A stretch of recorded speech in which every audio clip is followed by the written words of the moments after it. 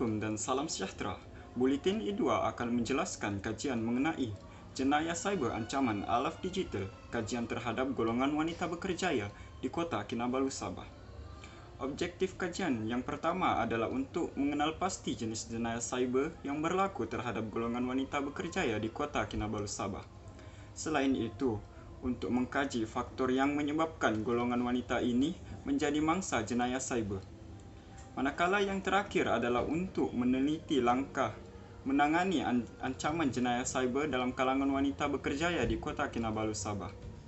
Seterusnya, dipersilakan Saudari Artika untuk mengulas dengan lebih lanjut lagi mengenai isu ini. Terima kasih Saudara Nasir. Kajian lepas menjelaskan bahawa jenis jenayah cyber yang sering berlaku terhadap golongan wanita berkerjaya adalah jenayah cinta cyber, di mana penjenayah berpura-pura menjalinkan hubungan cinta dan memalsukan akaun laman sosial untuk mendapatkan maklumat seperti nama, kata laluan dan butiran kad kredit untuk tujuan jenayah yang turut dikenali sebagai phishing.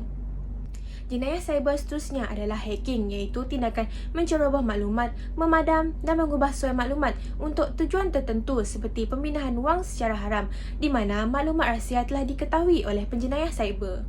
Penipuan cyber turut berlaku dalam kalangan wanita berkerjaya apabila mereka membeli barangan tanpa usaha periksa, walaupun barangan yang diperdagangkan melibatkan nilai yang rendah sehingga jutaan ringgit, di mana mereka perlu melakukan pembayaran penuh sebelum mendapatkan barangan.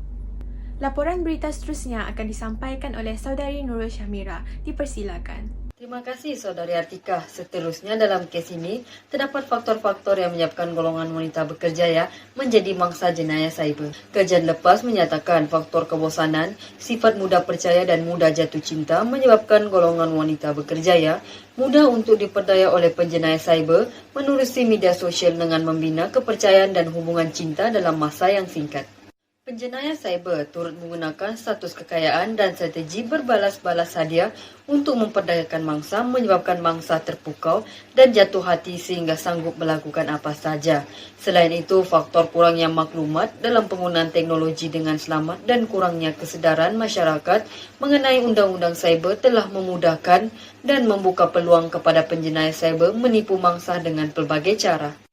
Seterusnya kita akan mendengar berita mengenai langkah menangani ancaman jenayah cyber dalam kalangan wanita berkerjaya. Dipersilakan Saudari Anastasia. Terima kasih Saudari Syamira. Seterusnya, terdapat langkah-langkah dalam mengatasi jenayah cyber dan ia sangat penting untuk dititikberatkan kerana ianya melibatkan keselamatan peribadi pengguna.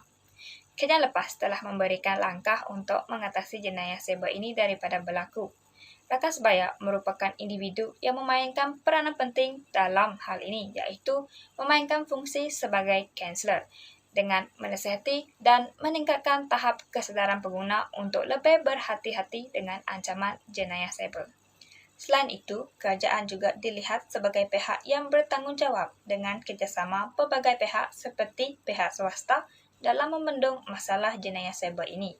Justru itu, Akta dan Undang-Undang telah digubah seiring dengan kewujudan pelbagai agensi bagi memantau dan mencegah pengguna daripada menjadi bangsa jenayah cyber dan secara tidak langsung mengurangkan peningkatan kes jenayah cyber dalam negara.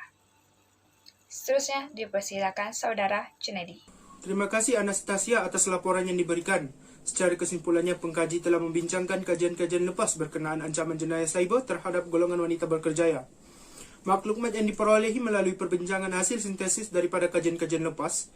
Perkara ini jelas menunjukkan bahawa kajian jenis jenayah cyber, faktor-faktor dan langkah menangani ancaman jenayah cyber terhadap golongan wanita berkerjaya adalah perkara yang relevan untuk dikaji pada masa kini sejajar dengan revolusi industri 4.0, iaitu mengenai kemudahan teknologi. Selain itu, melalui rujukan dan sumber yang diperolehi daripada kajian lepas, pengkaji terdahulu jelas mendapati bahawa terdapat jurang kajian yang belum dikaji secara teliti dan mendalam oleh penyelidik terdahulu. Oleh itu, pengkaji tertarik untuk memperkembangkan hasil kajian berkaitan ancaman jenayah cyber pada alaf digital terhadap golongan wanita berkerjaya agar mewujudkan sebuah kajian baru untuk memberikan maklumat pendedahan dan data-data untuk kegunaan pihak yang memerlukan dan berkaitan pada masa akan datang. Sekian dari Buletin I2, terima kasih.